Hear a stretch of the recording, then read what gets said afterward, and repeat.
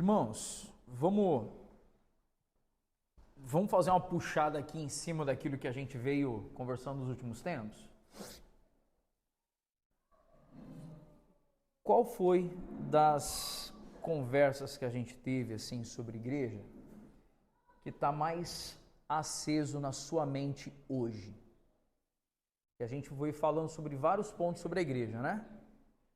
Qual que está mais aceso na sua mente hoje, assim? Só para eu colher impressões aqui.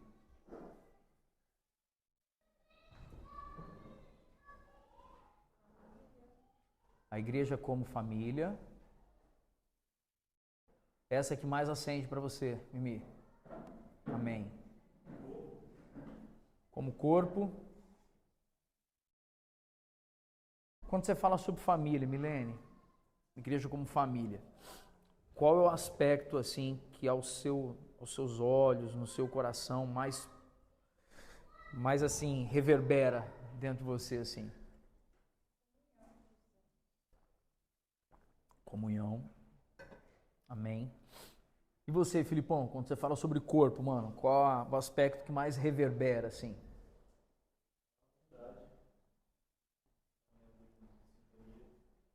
Legal. O que mais, gente? Qual a expressão mais sobre igreja que a gente compartilhou aí que ecoa na sua mente?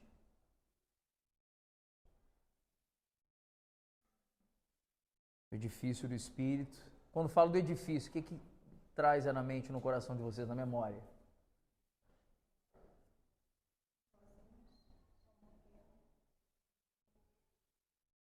Legal, legal. Que é um engano, né? Que às vezes a gente ouviu, né? Declare aí, eu sou igreja, né? E tal. Na verdade, a gente não é igreja, individualmente. Nós somos igreja quando estamos ajuntados, né? Nós estamos reunidos, né? Amém? Então vamos lá que eu quero dar uma puxada em um assunto hoje aqui pra gente. Para quem pegou o esboço aí, eu coloquei uma palavra-chave bem na capa, assim, que é falar hoje, dentre tantas coisas que a gente já falou, eu quero enfatizar uma delas, que é a questão do propósito da igreja. Amém? E na verdade, quando a gente fala em propósito, a gente fala da igreja em movimento. Tudo bem? Então a ênfase que eu quero dar hoje não é apenas na natureza e na identidade da igreja. Onde você quer chegar, Felipe? Quando a gente fala sobre igreja, a igreja é a família da fé. Amém ou não?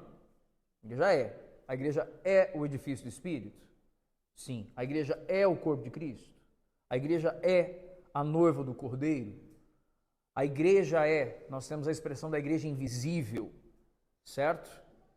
Onde a igreja invisível, ela é aquela que reúne todos os santos que vieram antes de nós e reunirá aqueles que virão após nós.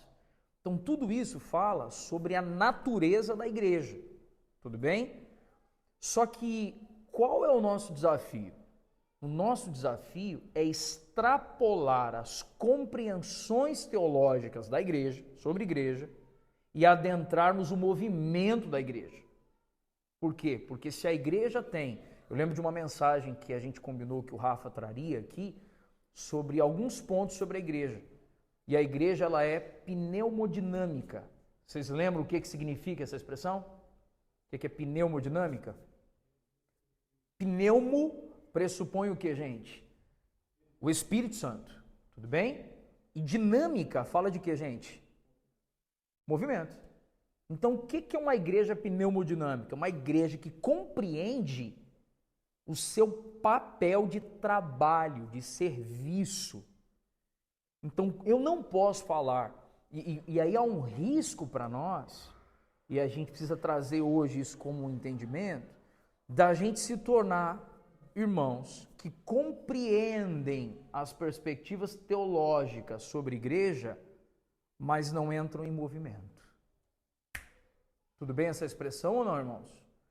Porque se a igreja é pneumodinâmica, então nós temos que nos mover. Nós temos que nos movimentar. mas a gente se movimenta naquilo que dá na cabeça da gente? Não. Por isso nós usamos a expressão que a igreja ela é o quê? Pneumodinâmica. Ou seja, o Espírito sopra a vida dele em nós e ele nos conduz em uma movimentação. Por isso que nesse aspecto, gente, o plural nos protege do singular. Sim ou não? Porque no plural a gente vai ouvindo o Espírito coletivamente e vai se movendo pelo Espírito coletivamente. Afinal de contas, a igreja não é um sozinho. A igreja é o carral, a eclesia, é o ajuntamento dos santos. Amém, gente? Então, olha só o que eu trouxe para a gente começar aqui. O nosso desafio é hoje falar sobre propósito. A igreja em movimento, ok? É compreender à luz das Sagradas Escrituras a relação entre a natureza, identidade e propósito. E aí vamos ler então esse texto aí de Efésios 3, de 1 a 13, para a gente então compartilhar aqui algumas coisas. O que nós temos? Quando penso em tudo isso, eu, Paulo, prisioneiro de Cristo Jesus, para o bem de vocês, gentios, tomando por certo, a propósito, que vocês sabem que Deus me deu essa responsabilidade especial de estender sua graça a vocês. Como lhes escrevi anteriormente, em poucas palavras, o próprio Deus revelou esse segredo a mim. Ao lerem o que escrevi, entenderão minha compreensão desse segredo a respeito de Cristo, que não foi revelado às gerações anteriores, mas agora foi revelado pelo Espírito aos santos apóstolos e profetas. Este é o segredo revelado, tanto os gentios como os judeus, que creem nas boas novas, participam igualmente das riquezas herdadas pelos filhos de Deus. Ambos são membros do mesmo corpo e desfrutam a promessa em Cristo Jesus. Pela graça e pelo grande poder de Deus, recebi o privilégio de servir anunciando as boas novas. Você percebeu, desculpa a interrupção, mas vocês perceberam quantas vezes o gerúndio está aparecendo aí? Anunciando, proclamando, tudo bem ou não? E toda vez que aparece o gerúndio, pressupõe o que, gente? Movimento. Amém? Olha como é especial a gente ler nessa perspectiva. Continua aí.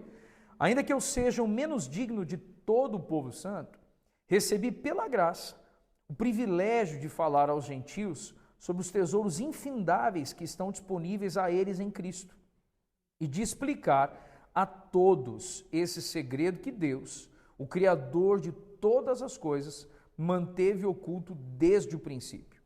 O plano de Deus era mostrar a todos os governantes e autoridades nos domínios celestiais, e o que está escrito aí agora? Por meio da igreja, as muitas formas da sabedoria divina. Esse era o seu propósito eterno, que realizou por meio de Cristo Jesus, nosso Senhor. Por meio da fé em Cristo Jesus, agora nós, com ousadia e confiança, temos acesso à presença de Deus. Portanto, peço-lhes que não desanimem por causa das minhas provações. É por vocês que sofro. A honra é de vocês. Amém? Quando alguém vier falando sobre cultura da honra aí você lembra assim que Paulo falou, a honra é de vocês. Tudo bem ou não, gente? A honra sempre fala aí de se alegrar com o que os irmãos estão fazendo. Amém? Na página seguinte, eu fiz uma anotação ali pra gente, olha só. Sobre natureza da igreja é a essência ou condição própria do seu ser. Então, gente, natureza, se a gente quiser pensar no prisma da gente aqui hoje, a coisa mais fácil que a gente tem para pensar é num filho em relação ao seu pai. Então, por exemplo, os filhos, eles têm o código genético dos seus pais. Então, quando eu olho aqui o Daniel, meu filho mais velho favorito, e o Samuel, os cabras têm meu DNA. Então, tem traços físicos aqui no Daniel, tem traços físicos no Samuel, que eles De bater o olho, a gente vê semelhanças comigo, vê semelhanças com Elinete. Porque sempre que a gente fala de natureza, a gente está pensando em origem. Ouviram essa expressão ou não, gente? Então, sempre que a gente tocar no assunto natureza, tem a ver com o que, gente?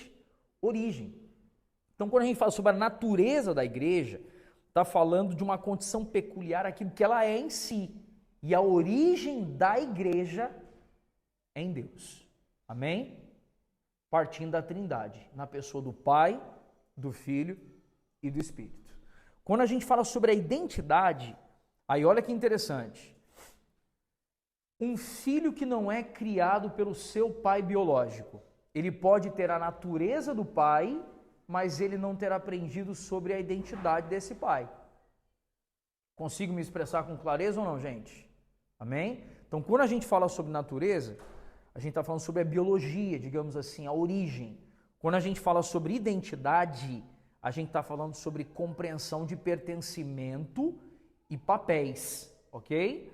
Então, eu estou falando sobre a posição em Cristo, e essa igreja, né, está relacionada à sua compreensão e sua posição em Cristo, e a quem ela é submissa em amor e reverência. A sua identidade de quem, gente? Da igreja, está firmada nas palavras de Cristo. Então aqui eu quero dar uma pausa aí, só um segundinho. Gente, se a identidade está falando sobre quem nós compreendemos ser, a identidade da igreja está firmada naquilo que Cristo falou que a igreja é. E, gente, a igreja, não vem com essa, que a gente já conversou isso antes, né, irmãos? Gente que diz assim, a igreja é porca, a igreja é suja. A igreja do Cordeiro, a noiva do Cordeiro, não, gente.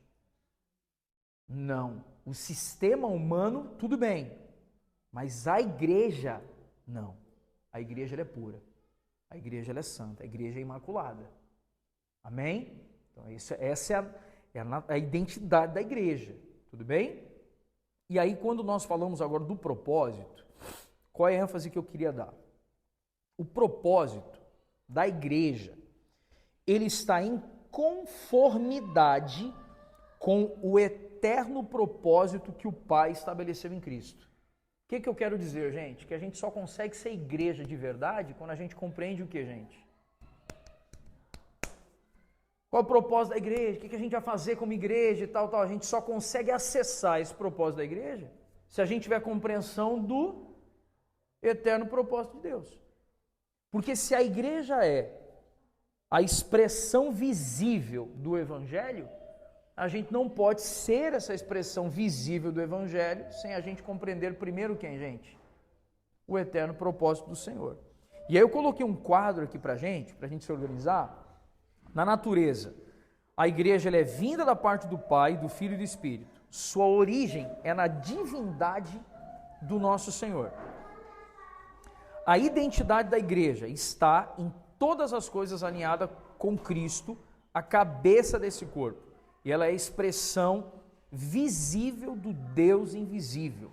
Gente, como essa expressão é importante. A igreja ela é a expressão o quê, gente?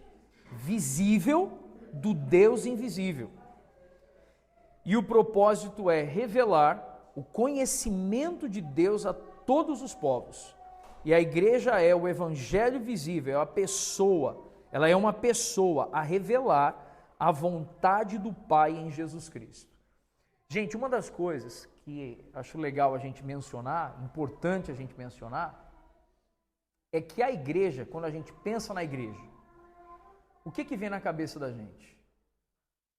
Cara, vem o salão, vem o CNPJ, vem o que a gente quer construir, o que a gente está falando em fazer, é isso que vem. Gente, a igreja é uma pessoa, e essa pessoa é submissa ao cabeça que é quem? Que é Cristo. Se a gente olhar para a igreja como uma pessoa, a nossa compreensão sendo mais ampla, a gente consegue se mover, entrar em movimento, correspondendo ao que o cabeça quer que a gente faça. Estou conseguindo me expressar direito, gente? Amém ou não? Amém? Aí olha só, tirei um trecho do livro do Mark Dever aqui, para a gente refletir. A exagerada meia-verdade a respeito de que a igreja, aí entre aspas, precisa atender às necessidades das pessoas, gera consequências involuntárias. Assim como a paixão por relevância do moderno crescimento de igreja se tornará um caminho à irrelevância, assim também a sua paixão moderna por necessidades sentidas tornará a igreja um instrumento que ecoa as necessidades da moda e que torna imperceptível aquela voz que fala às verdadeiras necessidades, colocando-a abaixo de todas as necessidades sentidas. Afinal de contas, se as verdadeiras necessidades são o primeiro passo rumo à fé e à oração, as falsas necessidades são o oposto. Gente, vocês conseguiram capturar o que o Mark Dever está dizendo aqui ou não? Vamos ruminar um pouquinho isso aqui? Vamos fatiar isso aqui um pouquinho? Ele começa falando sobre uma necessidade que a igreja tem de atender a necessidade de quem? Das pessoas. E qual o anseio geralmente? O anseio é de que sejamos uma igreja o quê? Relevante, uma igreja que fala na cidade, né? E tal. E em nome disso, a gente pode pegar as necessidades superficiais das pessoas e torná-las o motivo pelo qual a igreja se move. E qual é o problema? O problema é que nem sempre a gente está revelando uma necessidade legítima e verdadeira. E aí a igreja passa a se mover pelo que as pessoas estão alegando querer e necessitar, quando na verdade quem conhece a necessidade da igreja é o cabeça, e o cabeça tem nome, e o nome dele é Cristo Jesus. Consigo me expressar bem nisso, irmãos? Porque nem tudo que a gente pede é o que a gente precisa. Grava essa aí, gente. Amém ou não? Nem tudo que faz a gente chorar e pedir é o que a gente precisa. Porque muitas vezes o que a gente precisa é fazer aquilo que a gente estava orando aqui agora há pouco. Senhor, endireita os meus caminhos. Senhor, endireita as minhas veredas. Senhor, cria em mim um coração puro, cria em mim um coração reto. E aí qual é o nosso desafio? O nosso desafio é a gente não botar a mão para fazer uma coisa que o cabeça não queria que a gente fizesse. Amém ou não? Senão a igreja vai se tornar o quê, gente? Aí a gente vai flertar a igreja cristã. Eu não estou falando da nossa igreja local aqui, tá, gente? Nós estamos falando da igreja cristã. A igreja cristã vai flertar com o clientelismo, que a gente tanto ouve pastores e líderes ensinando contra isso. Onde a gente fica tentado a fazer do culto uma grande comemoração de algo que não era sobre isso. O ajuntamento dos santos é para repartir do Cristo. Não é para fazermos um ambiente artístico, um ambiente glamuroso. Não é sobre isso. É só a gente lembrar, gente, que a igreja cristã neotestamentária passou 3 séculos sem ter um templo físico para reunir. Então não tinha glamour ali, o evangelho crescia e o Senhor acrescentava os que haviam de ser salvos. Olha como isso é especial e profundo para a gente. É ou não é verdade, gente? Porque aí a gente passa a enxergar, cara, se a igreja tiver que fazer algo que vai contra a minha vontade, mas ela estiver submissa ao cabeça, eu preciso escolher render o meu coração. Amém? Na página seguinte, aí eu queria trazer para a gente agora, talvez uma das coisas que mais me encanta compartilhar. Que ações a igreja deve assumir como responsabilidade? Então aqui, gente, eu vou traduzir um pouco mais no meu jeitão, assim, né? Quando a gente pensa na igreja, a gente acha que a igreja tem que fazer um tanto de coisa. A gente sempre tem as nossas opiniões, os nossos sentimentos, as nossas necessidades, o nosso jeitão.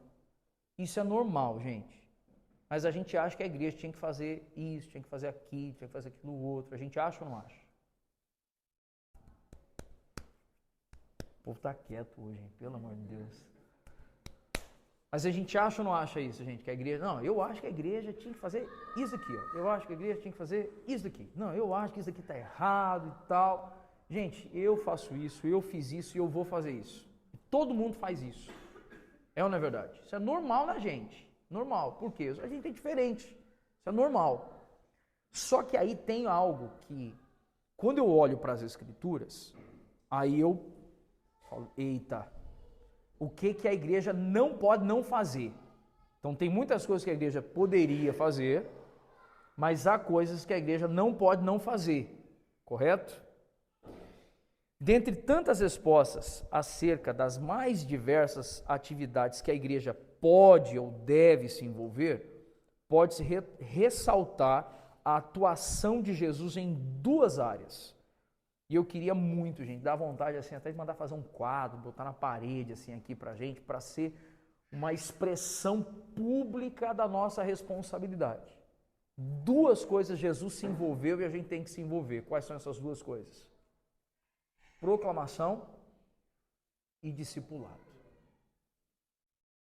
De tudo que Jesus fez, gente, Jesus pregou o evangelho do reino, Jesus proclamou o evangelho do reino e Jesus chamava as pessoas para uma relação de quê? De discipulado. Tudo bem? Então vamos montar um quebra-cabeças bem rapidinho. Alguns textos que assim, vocês olham na minha testa já estão estampados, né? Que você sabe que eu já cito como alguns textos muito comuns. Colossenses capítulo 1 fala que ele, Jesus, nos transportou de onde para onde, gente? Do império das trevas para o reino de seu Filho amado. Então a gente tem duas regiões, correto? Império das trevas e reino de seu Filho amado. Isso quer dizer que a gente tem que passar por uma porta, que é esse texto aqui de João 10:9. João 10:9, Jesus está dizendo o que, gente? Eu sou a porta, correto? Então, por meio de Jesus, a gente sai do império das trevas e vai para onde? Para o reino de seu Filho amado. Tudo bem? Então, gente, vamos lá. Quando a gente pensa no trabalho da igreja antes da porta, quando eu digo o trabalho da igreja antes da porta, eu estou pensando em que região? No império das trevas. Qual é o papel da igreja? Proclamação. E aí é quando a gente diz que as portas do inferno não prevalecerão contra a igreja, porque o diabo não tem nem a porta da casa dele, a gente pode entrar e sair a hora que a gente quiser do império das trevas, desde que a gente esteja ali fazendo o que, gente? Proclamando o evangelho. Faz sentido isso ou não? Então o império das trevas é um lugar onde tem filhos da luz entrando e saindo o tempo inteiro para resgatar pessoas por meio da proclamação do evangelho. Então simplesmente lá tem treva, tem problema não. Vem um filho da luz, cata mais uns 2, 3, nós vamos lá no meio do império das trevas, vamos fazer algo que só a igreja pode fazer por meio do envio de Jesus. O que a igreja deve fazer naquela região? Proclamação. E conduzir pessoas até a porta.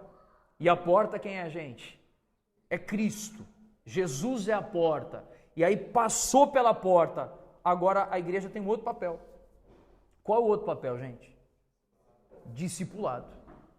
E aí é muito importante a gente compreender o que é essencial. Porque se a gente compreende o que é essencial, a gente não queima recursos com o que é secundário.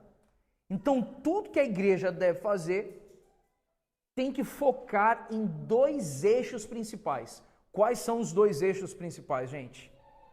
Proclamação e discipulado. Ah, mas é só isso, pastor? Só isso, gente. Então, se alguém encostar em você assim, mas o que vocês fazem lá? Cara, quando a gente não está reunido e ajuntado, a gente só está fazendo uma coisa, proclamando. Porque a gente está em meio ao império das trevas aí, sim ou não? Quando a gente está reunido, ajuntado, congregado, o que nós estamos fazendo? Nós estamos cuidando uns dos outros por meio do Discipulado. Agora, o problema é que a nossa visão de discipulado, às vezes, é uma visão meio manca, né? É ou não é? Fala de discipulado, o que vem na cabeça da gente aí? Pode falar, gente. O que vem na mente aí, quando fala de discipulado? Oi? Pensa em novos convertidos. O que mais? A gente fala de discipulado, pensa em o que mais? Essa semana foi boa aquele post do Vieira, né? Que discipulado é terapia, discipulado não é terapia, gente. Pelo amor de Deus, depois a gente fala um pouco mais sobre isso. O que mais? Oi? O ensino a doutrina nas Sagradas Escrituras. O que mais? Aí a gente pensa naquelas metodologias que a gente já ouviu, né? De... Como é que chama, gente? M12, G12, MDA, aquelas metodologias que tem que formar o cara, para o cara cuidar dos 12 dele agora, e o 12 vai multiplicar por mais 12 e tal, e a gente cria metodologias onde, enfim... Gente, então vamos navegar aqui. O alvo é levar as pessoas em direção ao viver santo e ao conhecimento de Deus, que estejamos, quer estejam enfrentando problemas, quer não. Então, gente, presta atenção aqui numa coisa muito importante para a gente. O discipulado, ele tem um propósito. Colossenses 1:28. O que está dizendo ali em Colossenses 1:28? Portanto, proclamamos a Cristo. Então, primeira coisa, o discipulado, o objetivo é imprimir Cristo na vida do irmão. Amém, gente? Olha só isso. Discipulado não é reproduzir, né, Filipinhos por aí, não é reproduzir Héliozinhos por aí, o Andersonzinhos por aí, não. O objetivo do discipulado é imprimir quem, gente?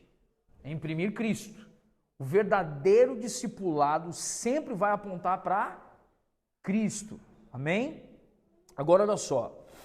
Portanto, proclamamos a Cristo, advertindo a todos, ensinando cada um com toda a sabedoria, para apresentá-los o que, gente? Maduros em Cristo.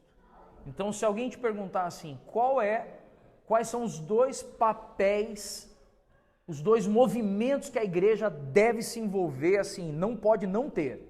Não pode não ter o que, gente? Proclamação e discipulado. Tudo bem? Proclamação. Qual é o objetivo da proclamação? O objetivo da proclamação é anunciar a condição depravada do homem, a fim de que ele compreenda que salvação só há em Cristo. Amém? Esse é o propósito da salvação. Inclusive, gente, só uma expressão assim importante para nós. Quando a gente vai pregar o evangelho, muitas pessoas não param para ouvir do evangelho, porque a gente diz assim, Jesus quer salvar a sua vida. Só que a pessoa não se sente na condição de ter necessidade de salvação de nada, porque ela tem uma vida que aparentemente não carece de nada. Então, se a gente pegar o prisma bíblico, todas as vezes que alguém ia proclamar o evangelho, ele primeiro mostrava a depravação total do homem. Sim ou não, gente?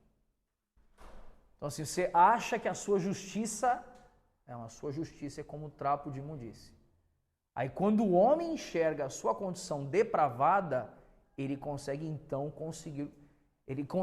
enxergar que ele carece de alguém que o regenere. E essa regeneração é somente por meio de quem?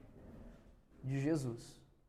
Porque aí você vai chegar para uma pessoa, por exemplo, socialmente favorecida, uma pessoa moralmente equilibrada, pessoa nunca matou, nunca roubou, nunca destruiu ninguém, é um profissional bem sucedido e tal. Aí você vai chegar para essa pessoa, vai falar, não, você precisa ser salvo. Essa pessoa não vai nem nos ouvir. Porque, na verdade, ela precisava ouvir primeiro, assim, que essa sua justiça ela não é nada comparada à santidade e à pureza do Cristo. E aí, quando ela enxerga a sua miséria, ela consegue agora compreender que só por meio do Cristo ela pode ter uma vida regenerada. Essa é a verdadeira proclamação do Evangelho.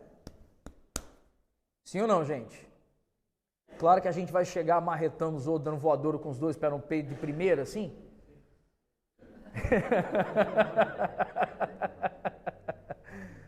Aí a gente fala muito sobre o abordar, né? O que é o abordar muitas vezes?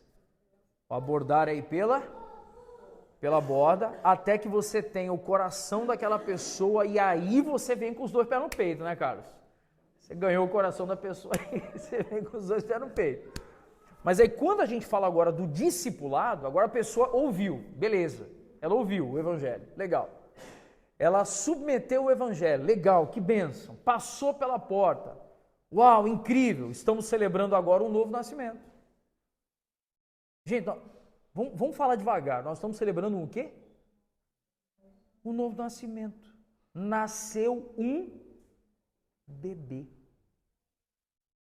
Nasceu um bebê, gente. Bebê, ele não come sozinho. Ele se borra e a gente tem que limpar as borradeiras dele. É ou não é, gente? Que é um bebê, gente. E aí a gente pega Colossenses 1:28 e diz que nós devemos apresentar todo homem a Cristo com toda a sabedoria a fim de apresentá-lo o quê, gente? Qual a palavra que apareceu aí em Colossenses 1:28? A fim de torná-lo maduro. Então, qual é o propósito do discipulado, gente? Quando a gente lê agora o texto calmamente. Qual o propósito do discipulado, então? Produzir o que, gente? Maturidade. Agora, eu quero trazer dois contrapontos aqui. Tudo bem? O objetivo do discipulado, a gente já entendeu, então. Produzir maturidade. Gente, para produzir maturidade, você precisa de uma relação entre uma parte madura com uma menos madura. Ouviram isso ou não, gente? Precisa haver uma aliança de caminhada entre irmãos mais maduros com irmãos menos maduros. Amém? Vamos continuar? Precisamos avaliar, aí aqui eu estou pensando na igreja como organismo e pensando na igreja local aqui, tá bom, gente? Essa frase aqui pensando na igreja local. Nós precisamos avaliar se nós estamos agindo de modo reativo ou proativo. Se na maior parte do tempo estivermos lidando com os problemas das pessoas, nós não teremos energia para cooperar na formação de verdadeiros discípulos de Jesus. Gente, o que vocês entenderam dessa frase aí? Não sei se eu consegui me expressar bem aí, enfim. O que vocês entenderam dessa frase aí? Vou falar. Gente, minha esposa chegou, que alegria. Que bom que você está aí, meu bem. E aí, gente? O que vocês entenderam dessa frase aí?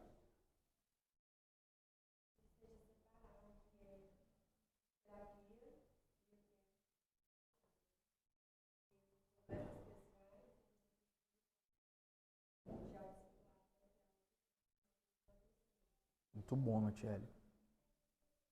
Muito bom. O que mais, gente? Vocês escolhem aí dessa fala aí?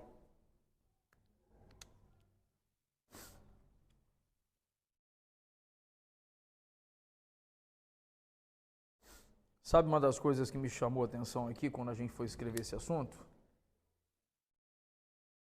Reativo ou proativo? O que é ser reativo? Estão falando de igreja. O que é ser reativo? Apareceu um problema, você sai correndo para resolver. Tudo bem? Isso é ser reativo. E o que é ser proativo? Pensando no papel da igreja. Então a gente pode pensar que o discipulado é um meio que o Cristo usou para produzir maturidade.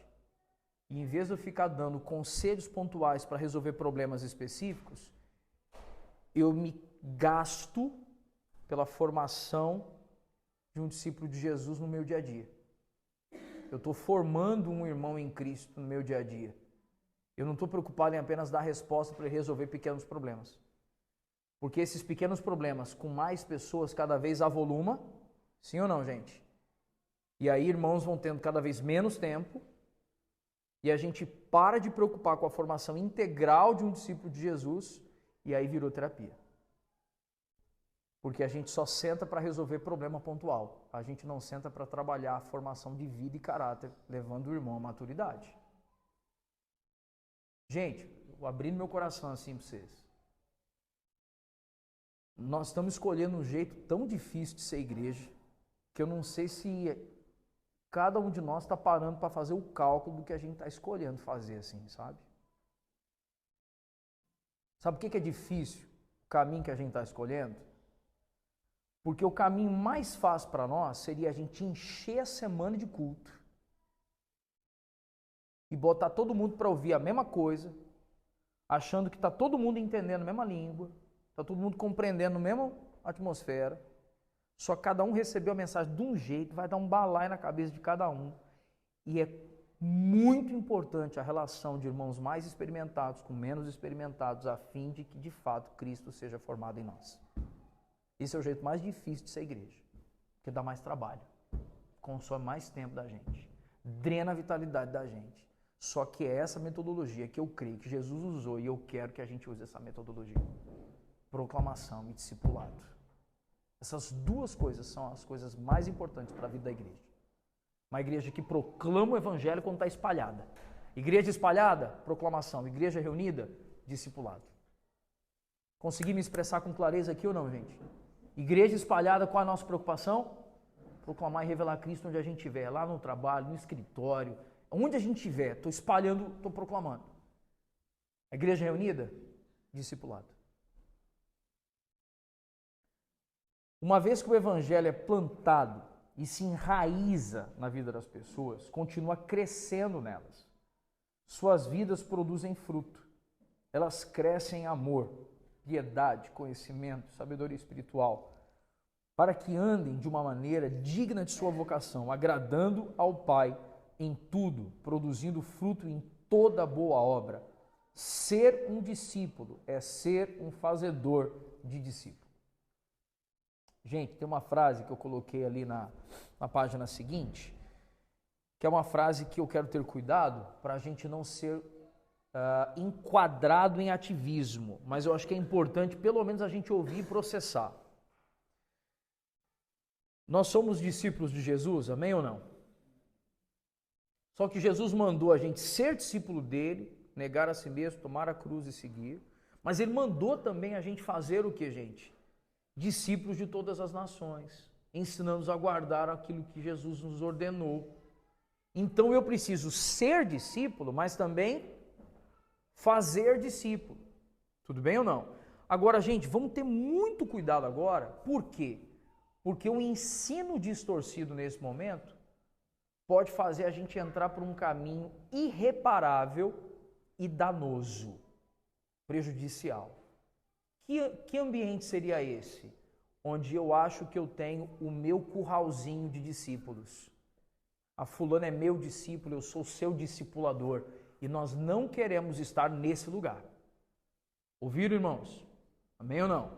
Nós não queremos entrar nesse lugar. Correto? Então eu quero calmamente aqui conduzir. E quando o assunto é delicado, vocês sabem que eu prefiro fazer o quê? Eu prefiro ler, não é? Que eu escrevo com cuidado, então eu vou ler. Então vamos lá? Olha só. O ponto importante aqui é que a formação é inescapavelmente relacional. Então um discípulo só se forma por meio do que, gente? Do relacionamento. Tudo bem? Lembrando que se eu discipulo alguém, eu estou levando aquela pessoa a se tornar mais parecida com Cristo e não comigo. Isso é muito importante. Tudo bem? Continua. Não pode ser feito em uma sala de aula por meio de uma suposta transferência de informação neutra. Gente, instruir é importante numa relação de formação de alguém? Sim ou não?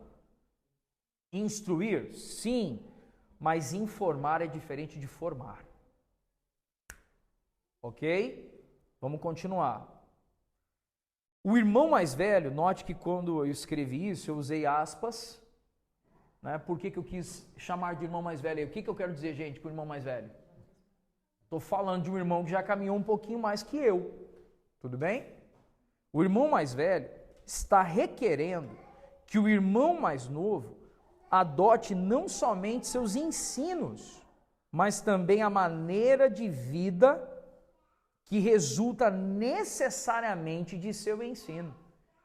Então, o discipulado, gente, fala de um irmão mais velho chamar um irmão mais novo para observar o seu ensino ou a sua vida?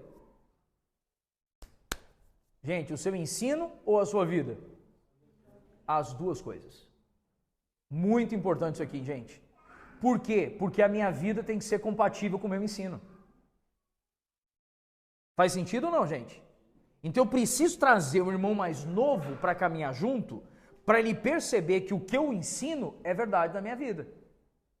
Que é possível viver aquela verdade. Que é possível viver aquele ensino. Que é possível viver aquele princípio. Só que não adianta instruir sem revelar. Gente, olha essa expressão. Não adianta instruir sem revelar. E o revelar é na vida cotidiana simples. O revelar, gente, os irmãos sabem que eu venho aqui, às vezes, para atender os irmãos aqui na salinha ali. E eu faço isso. Mas os irmãos também sabem que eu convido gente para estar comigo em ambientes informais. Para comer lá em casa muitas vezes. Às vezes me ofereço para fazer uma visita. Por quê? Exatamente porque estar na vida é tão importante, na verdade, estar na vida é o complemento do ensino. O ensino isolado não faz todo o trabalho. A gente precisa revelar na vida a prática do ensino. Amém, gente? Continua comigo aqui. Discipulado é paternidade. Agora, olha o que eu tive o zelo de escrever do lado do parênteses aí. O que eu escrevi no parênteses aí do lado, gente? Não é o quê? Paternalismo e nem o quê, gente? Domínio. Por quê? Gente, teve uma onda no Brasil que veio no fim da década de 90, pegou o início dos anos 2000, os irmãos aí quarentões em pós-40 vão lembrar do que eu estou falando. Pegou o fim dos anos 90 e os anos 2000 que veio a onda da paternidade espiritual. Essa onda de eu sou o seu pai espiritual, né? Eu sou o seu... como é que é o nome que os caras davam, gente? É o guru mesmo, né? Não tem jeito não, mas ué. O Júnior ali soltou. E aí nessa brincadeira, aí olha que interessante, gente. Paulo tem hora que fala a Timóteo, se referindo a Timóteo como o quê? Como um filho. Tem momentos que Paulo fala assim, como uma mãe cuidei de vocês. Então está falando de uma condição, de um ofício, de um trabalho que ele fez, que ele serviu os irmãos. Mas nós não estamos falando aqui de paternalismo e nem de domínio. Amém ou não, gente? Agora continua. O que é o discipulado, né? Nós estamos falando do discipulado. É uma pessoa amando tanto a outra que deseja vê-la crescer, progredir e estar preparada para engajar-se na obra fiel de longa duração que na misericórdia de Deus verá isso acontecer. Então, o que é o discipulado, gente? É quando uma pessoa ama o outro como um pai ama um filho, como uma mãe ama um filho, e está pronto a se doar, a se gastar, a fim de que Cristo seja formado nele. Quando Paulo escreve aos Gálatas, ele vai e diz assim, e por vós, Gálatas, eu sofro dores de parto, até que Cristo seja formado em vocês. Paulo estava dizendo claramente que o desejo dele é que aqueles irmãos e irmãs fossem cada vez mais parecidos com Jesus. Que Cristo fosse formado neles. Vocês entendem isso, irmãos? Então, o verdadeiro discipulado fala de quê, gente? Primeiro, é alguém que ama, não é alguém que está colocando um programa de discipulado na igreja para garantir que a igreja cresça. Vocês estão ouvindo isso, gente? E eu quero aqui publicamente fazer um compromisso, uma aliança com vocês. O meu anseio é que nós cresçamos em maturidade, mas não buscaremos crescimento numérico senão antes a maturidade chegar. Amém, queridos? O crescimento em maturidade deve ser a nossa primeira preocupação. Sabe por quê? Porque só um pai pode formar um outro pai. Quando eu hoje, como é que eu vou saber se eu estou sendo bem sucedido como pai? Quando eu formar um novo pai. Vocês concordam com isso ou não, irmãos? Biologicamente falando, família biológica, é que eu vou saber se eu fui bem sucedido como pai. Amém? Durante essa jornada, esse trecho aqui é muito importante. Isso daqui eu tirei do trecho do livro A Videira e a Treliça, que eu estou terminando de ler essa semana aí, se Deus quiser. Diz assim: durante essa jornada, os corações tanto do discipulador quanto do discípulo são expostos. À medida que treinamos ministros da palavra de Cristo, não medimos o progresso apenas pelo desempenho nas tarefas, mas também pela integridade do coração. Porque se nós estamos buscando formar Cristo, nós temos que observar a integridade que está sendo formada no coração do outro. Amém ou não? Aquele que está sendo formado ama genuinamente a Deus e ao próximo, ele se submete à palavra de Cristo. Palavras espontâneas e irrefletidas expõem o coração que está sendo formado, o bom, o mal e o feio.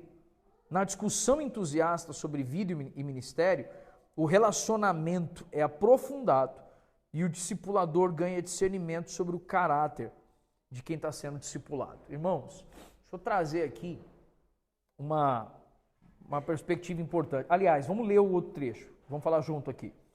Aqueles que são discipulados precisam ver o coração de seu pastor, líder ou discipulador, os pecados e confissões, os temores e a fé, as visões e as realidades, os sucessos e os fracassos. A vida e o ministério desse irmão mais velho são um modelo para o irmão mais novo, mas não de perfeição, mas de desejos santos em um vaso de barro. Isso exige que o compartilhamento honesto e franco, de nossa vida. Gente, o que nós estamos vendo aqui, né? Esse trechinho que a gente compartilhou? Que quando a gente entende que o discipulado é andar junto, tudo bem, gente? Discipulado é andar junto. Quando a gente andar junto, o que o irmão mais novo vai observar no irmão mais velho? Que esse irmão é perfeito ou não? Não, gente. Vai observar que esse irmão tem medos, angústias, inquietações, ansiedades. Tem sonhos, tem frustrações. Tem ou não tem? Mas também vai conseguir enxergar o amor que esse irmão mais velho tem por Jesus. E esse aspecto, ele pode produzir duas coisas. E aí eu queria trazer essa reflexão aqui pra gente. Quando a gente enxerga, né? Então eu tenho irmãos, gente, que falam no meu coração, que falam na minha vida, irmãos mais experimentados. Vocês sabem aqui, enquanto irmãos que estamos caminhando juntos, que eu tenho o coração aberto a ouvi-los em diversos níveis. Mas algumas coisas que há pastores, há irmãos mais experimentados que eu, que os caras me repreendem, entendeu, gente? Eles me repreendem, eles me chamam a atenção. Eles às vezes me mostram áreas onde são pontos cegos. Só que eu sei a falha deles. Eu sei os erros deles também. O que vai exigir de mim nesse momento, gente? O que vai exigir de mim nesse momento? O que vocês acham?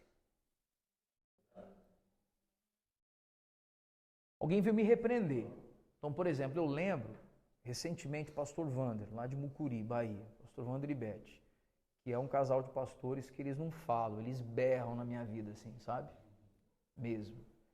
Pastor Wander e eu sentamos, eu estava numa pousadinha lá, sentamos debaixo de uma tendinha, né, que tinha lá, e ele me deu uma dura numa situação, mas ele dá uma dura rindo, assim, sabe?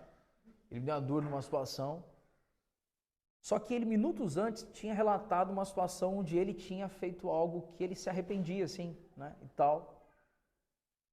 Qual é a tendência do meu coração ali?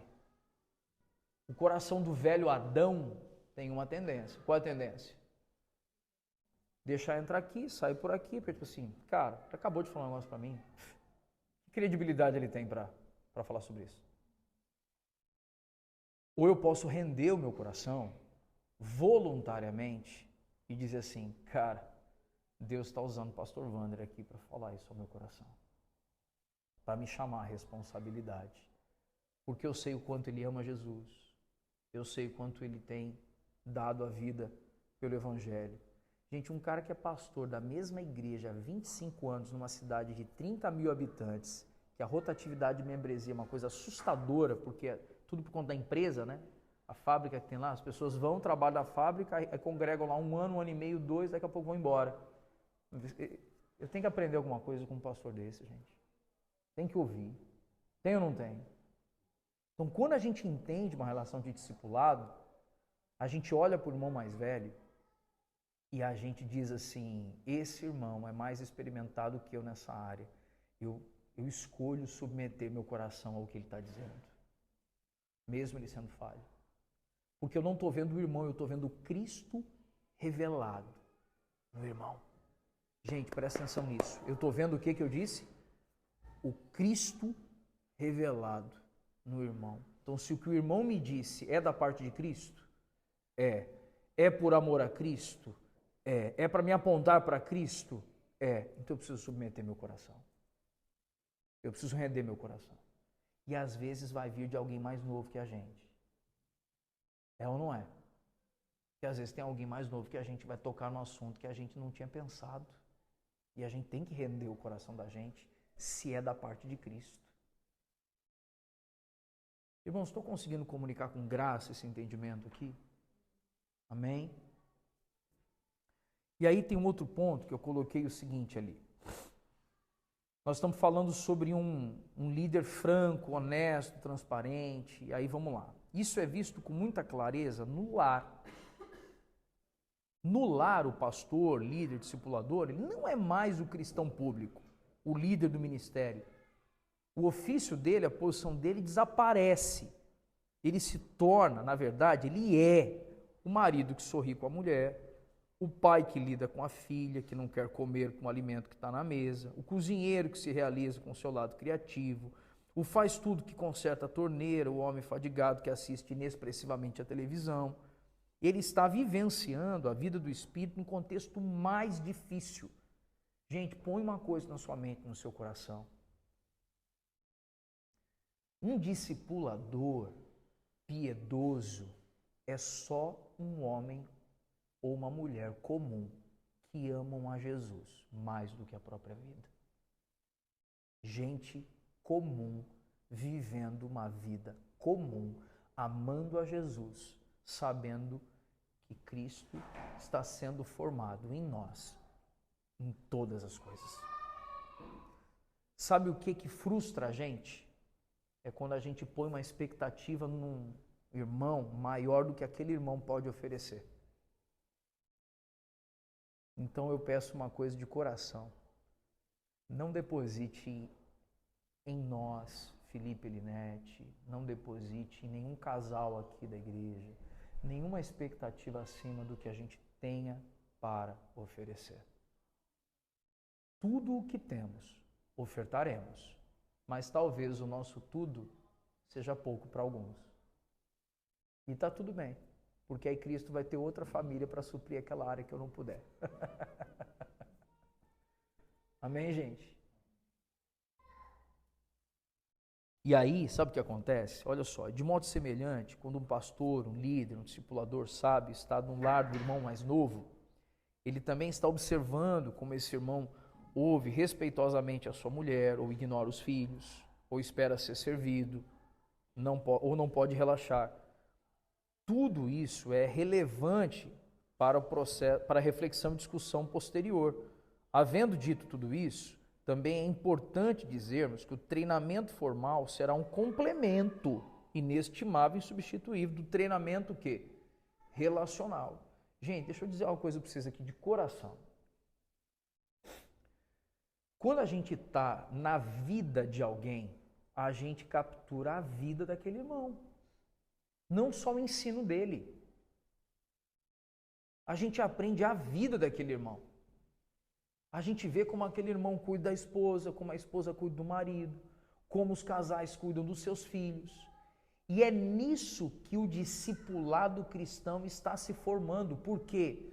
Gente, o que Pedro ensinou, por exemplo, a alguns irmãos judeus? Ele estava ensinando, olha, as mulheres mais velhas ensinem as mais novas a serem boas esposas e boas mães. Gente, como é que essa mulher mais velha vai ensinar uma mais nova? Responde para mim isso. Como que vai ser? Sabe como que vai ser? Quando essa irmã mais nova chegar na hora do café da tarde na casa da irmã mais velha e ver a irmã mais velha descabelada, suada, fazendo comida para os filhos, fazendo café, e puxa um e pá, e bota aqui, e puxa ali. É assim que está vendo. E aí essa irmã mais nova vai olhar e vai dizer assim, mas como é que ela dá conta de tudo, gente? Pelo amor de Deus. E aí se inspira a ter uma vida piedosa porque está vendo a irmã mais velha fazendo aquilo. Isso é o discipulado na vida cotidiana simples de uma igreja. Não é a gente fazer uma reunião de discipulado. O discipulado, ele é construído de forma relacional. Agora, na hora que um irmão mais velho vai na casa do irmão mais novo e aí viu, por exemplo, o irmão sendo estúpido com a esposa, agora ele tem um elemento concreto para uma conversa reservada e um momento de instrução formal. Consigo me expressar com clareza aqui ou não, irmãos? Aí agora eu tenho um elemento de instrução formal. Chamo o cara na responsa. Falou, querido, deixa eu te falar um negócio. Aquele dia eu estava lá na sua casa e papo reto, irmão. E papo reto. Aí se já tem, Carlos, a relação de entranháveis afetos, aí não tem rodeio.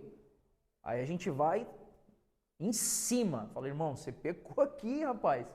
Cristo não faria isso com a noiva, não, cara. Olha o que você está arrumando aqui. Pelo amor de Deus, como é que você faz um negócio desse, gente? E aí, quando você faz isso, você está imprimindo Cristo na vida do irmão, a fim de que ele seja um marido como Cristo é para a igreja. Você está entendendo ou não, gente? A fim de que a irmã seja cuidadosa com os filhos. A fim de que ela seja alguém dedicada. E aí, gente, tem uma coisa que é um desafio. Se a gente se lança na comunhão, mas se priva de uma relação de discipulado, nós estamos nos privando de conhecer um pouco mais do Cristo e de sermos conduzidos à maturidade. Sim ou não? Amém? Sabe o que eu acabo lembrando? A Monique estava aqui até agora, né? Ela ouviu. Pois você vai ouvir. Eu fui pastoreado pelo pastor João e pela pastora Miriam por 15 anos. Foi de 2000 a 2015.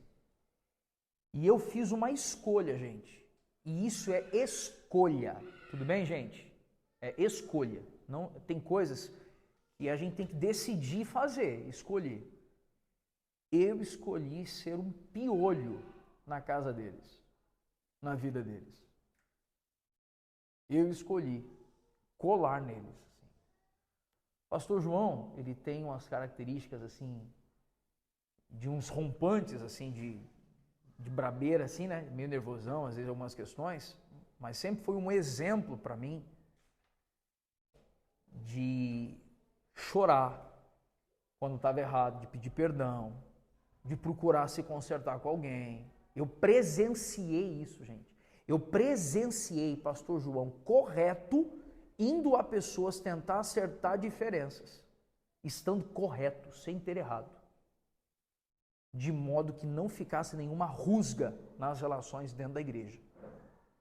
Irmãos, como eu aprendi com isso? Só que eu só pude aprender isso estando onde, gente? Perto. Consigo comunicar isso com entendimento ou não? Foram inúmeras as vezes que a Miriam, esposa do pastor João, me viu sendo muito enérgico na correção com o Daniel, e ela me repreendeu de me puxar e falar assim: se você fizer isso da próxima vez, eu vou pro conselho tutelar, hein? E foi assim, dando umas... E nessas coisas, meu coração foi sendo moldado ao longo do tempo. Porque eu fui vendo, observando a atitude dele, observando a atitude dela, nessa relação de discipulado. Por isso, quando a gente pensa nisso, aí vocês vão entender algo que eu venho incentivando. Por que vocês acham que de vez em quando eu lanço uma mensagem no nosso grupo, encorajando a que vocês estejam juntos? Porque o estar junto vai fazer com que um experimente do Cristo que está emanando da vida do outro. Aí a gente entende Efésios quando diz: sujeitando-vos uns aos outros no temor do Senhor. Aí eu consigo reconhecer o Cristo que está emanando da vida do irmão e aprender com o irmão. Mas aprender mesmo, irmão, inclusive aceitando ser corrigido,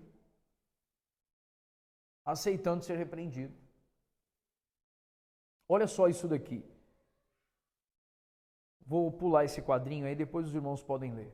O discipulado cristão diz respeito à doutrina e a uma vida piedosa. Então, peraí, tem duas coisas presentes aqui que a Carla já tinha dado um spoiler ali. O discipulado, gente, não é sobre a gente compartilhar com o irmão mais novo o nosso jeitão. Tudo bem? O discipulado é sobre repartir numa expressão de vida a sã doutrina. Mas tem que conter o que, gente? A sã doutrina. Se não contiver a sã doutrina e a sua vivência prática, a gente não está fazendo discipulado. A gente está se reunindo para qualquer coisa, mas não está rolando ali não está havendo uma relação de discipulado. Tudo bem? Agora vamos lá. Logo na página seguinte, eu quero deixar assim para a gente caminhar para o fechamento aqui. Eu quero trazer algo para a gente aqui, irmãos. No início da página seguinte: para acompanharem o novo crente, por exemplo, crentes mais maduros precisam não somente saber como seguir um conjunto básico de estudos bíblicos, que às vezes a gente acha que é isso, né? Encontro de discipulado é pegar uma revistinha, um material didático e vamos fazer reunião de discipulado. Isso tem o seu valor, gente? Sim ou não? Tem. E eu creio piamente nisso, irmãos, porque tem que ter doutrina, tudo bem? Só que ele não faz todo o trabalho. Aí a gente continua aqui. Precisam também ser modelos de quê, gente? De vida e de fé cristã madura. Então isso daqui nós estamos falando da teologia bíblica associado ao quê, irmãos? Associado à vida cotidiana. É quando os irmãos menos experimentados podem observar em nossa vida a doutrina bíblica em ação, norteando a gente. E aí, nesse cenário, há formas de compreendermos, né? Meu objetivo aqui, irmãos, pelo amor de Deus, hein? Vocês me conhecem já, né? Meu objetivo não é bater em quem está fazendo diferente lá fora, mas o meu objetivo aqui é clarear o que nós queremos viver aqui dentro. Tudo bem, gente? Esse é o meu coração, vocês sabem disso. Então, existem formas e expressões de igrejas e lideranças. Então, aqui eu tirei do livro A Treliça e a Videira, que fala sobre discipulado em especial. Existem 3 desdobramentos, a gente poderia criar inúmeros, né? Mas 3 desdobramentos. Pastor como clérigo. O que seria esse pastor como clérigo? Ele é o oráculo de Deus, é o profeta, a voz do Senhor. Tudo bem? Isso vai trazer desdobramentos, esse pastor como clérigo. O que é o domingo? O pastor ele é o quê? Como é que é fora do domingo? O cuidado pastoral, como é que funciona? Tudo passa, né, ali por ele dar todas as respostas. Existe um segundo ponto, que é o pastor como diretor executivo, como se fosse um CEO de uma empresa, né, onde ele é meio, tudo para ele é treinamento, é formação e tal, e pá. E o que nós estamos buscando viver aqui? Estamos buscando viver aqui que os nossos domingos sejam uma reunião de discípulos adoradores, tendo Cristo como seu Senhor. É isso que a gente quer. O que a gente quer fora do domingo? A gente quer proclamação, gente. Enquanto você não está aqui, você está fazendo o quê? 2 papéis que são os papéis essenciais da igreja, gente. Quais são os 2 papéis essenciais da igreja? Proclamação e... Então você está lá na sua loja, Wesley. Está fora, é a igreja espalhada. Nesse momento, nossa mente está focada em uma coisa. Qual é? Proclamação. Parou um não cristão na minha frente, meu olhar qual é? Proclamação. É meu papel. É isso que a gente quer. O cuidado pastoral passa por o quê? Não passa por eu achar que eu vou resolver tudo de todo mundo, mas passa por colocar irmãos em contato. E esses irmãos aí vão ministrar uns aos outros. Irmãos mais velhos ajudando a cuidar de irmãos mais novos. Amém? A igreja, ela não tem ali, na verdade, uma formação baseada em setores, né? Inclusive, eu quero usar uma expressão aqui. Nós não seremos uma igreja segmentada ministerialmente. O que é uma igreja segmentada ministerialmente, gente? Você tem ministério de homens, aí tem o líder XYZ, ministério de mulheres, ministério disso, ministério daquilo, e os ministérios não dialogam. Tudo bem? Nós teremos organização sim, enrijecimento não. Ouviram o que eu disse, irmãos? Organização sim, enrijecimento não. Amém? E aí onde nós queremos chegar aqui? Isso tende a resultar em quê? Em discípulos que estão em missão, agindo o tempo inteiro. A igreja está em movimento. E qual é o movimento da igreja? Basicamente em 2 eixos: proclamação e discipulado. E aqui eu fiz uma nota muito importante para nós, que eu quero colocar um pouco assim do que está no meu coração quando eu penso nas nossas ações como igreja local aqui, tá bom?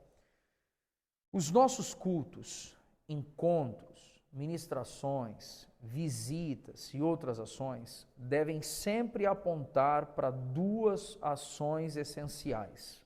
Quais são? Proclamação e discipulado. Por isso, não seremos uma igreja com tantos ministérios e de agenda lotada, mas dedicaremos os nossos recursos. E quando eu falo de recursos, eu estou falando de quê? Tempo é recurso, energia é recurso, dinheiro é recurso, mas sabe um recurso que às vezes a gente não se dá conta? A voluntariedade dos irmãos é um recurso, gente. É ou não é? E eu não posso usar esses recursos para construir algo que Cristo não está engajado construindo. Entende meu sentimento? Eu não posso queimar a voluntariedade dos irmãos em algo que Cristo não está. Então, qual é o meu olhar, irmãos? E eu queria pedir para vocês olharem bem para cá nesse momento, assim, para a gente alinhar e podermos fechar aqui o nosso encontro. Meu olhar é que nós estejamos engajados em 2 coisas. Quais são essas 2 coisas? Proclamação e discipulado. Ontem teve o culto das mulheres, o encontro das mulheres aqui. O encontro das mulheres, ele é um meio para o discipulado. Entende isso ou não, gente? Onde as irmãs estiveram aqui reunidas, aí você vê uma mais velha, uma mais jovem, ambas estão se observando, estão ali repartindo de Cristo. Então, o culto de mulheres, o encontro de mulheres, não é um fim em si mesmo.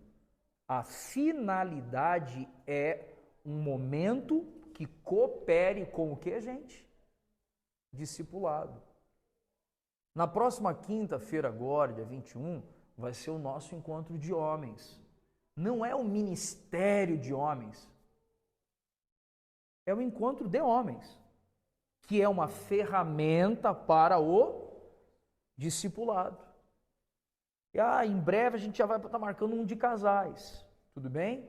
Quando a gente começar as ações com os casais, é um meio que coopera para o discipulado. Mas não faremos, por exemplo, aqui, irmão, não quero frustrar ninguém, tudo bem, mas não vai ter ministério de dança, gente.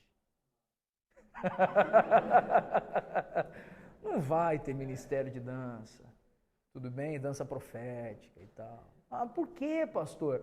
Porque se o meu olhar é proclamação e discipulado, eu não estou preocupado com a arte no culto em si, irmão, então prepara uma coreografia, beleza, e nós vamos fazer contato com escolas públicas, você vai apresentar numa escola como uma ferramenta para proclamação.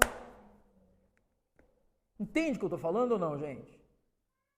Porque uma coisa é igreja reunida e igreja espalhada. Igreja reunida, discipulado, culto ao Senhor. Amém? Igreja espalhada é o quê?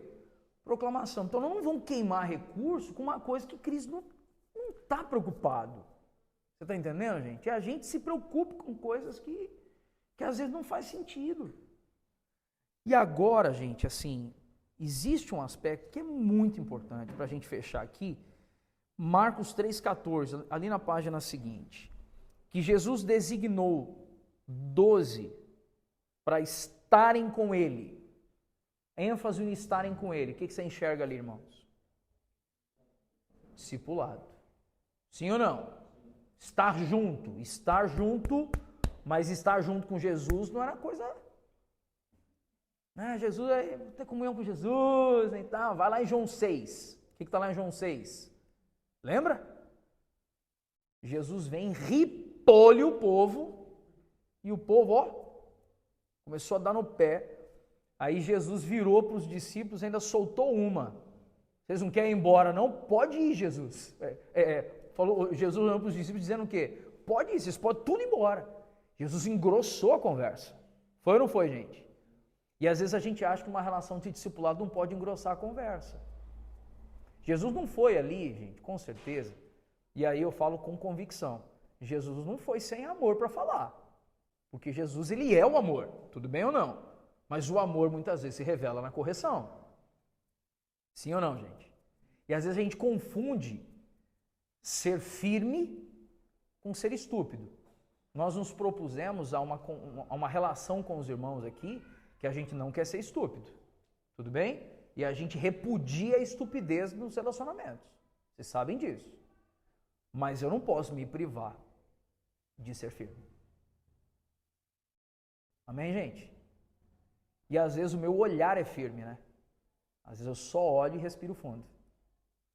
Meus meninos que o digam. E na relação de discipulado, muitas vezes, gente, a gente vai olhar firme e o irmão vai entender que ele escorregou. Ele vai entender que ele deu um ponto sem nó ali. Vai ou não vai? Então Jesus, ele primeiro chamou os 12 para quê, gente? Estarem com ele, para formar o caráter deles. Certo ou não? Agora que o caráter está sendo formado, Marcos 6,7, Jesus chamou os 12 e começou a enviá-los. Agora nós estamos falando de quê, gente? Proclamação. Cara, duas coisas. Duas coisas. O Senhor está trazendo para nós como visão de igreja local. O Senhor está trazendo isso para queimar no nosso coração. Duas coisas. O que a gente está fazendo, gente? A gente não está fazendo muita coisa. Só tem duas. E vai gastar a vida da gente. Gente, isso vai gastar a vida da gente. Proclamação e discipulado. Nisso, aí vamos lá. Pastor João, pastora Miriam, pastor Wander, Beth, correto? Rômulo Racanelli. Vocês lembram do Rômulo uma vez que esteve conosco lá na minha casa? Quem que estava aquele dia lá que o Rômulo foi ministrar lá em casa? Menos irmão, tinha chegado chegou uma turma depois, né? Você tá doido? Meu Deus, que benção. E aí o que a gente vê? O Rômulo, por exemplo, e a Vivi foram um casal de Deus para moer a gente, né? Gente, a Vivi é um poço de delicadeza, esposo do Rômulo. Teve um dia que ela virou para mim e falou assim, sabe o que eu e o Rômulo uma vez, sabe o que o Rômulo falamos essa semana sobre você? Aí eu, o quê? Que você não entende nada que a gente fala?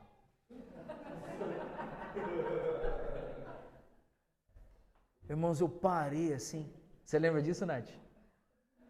Você lembra?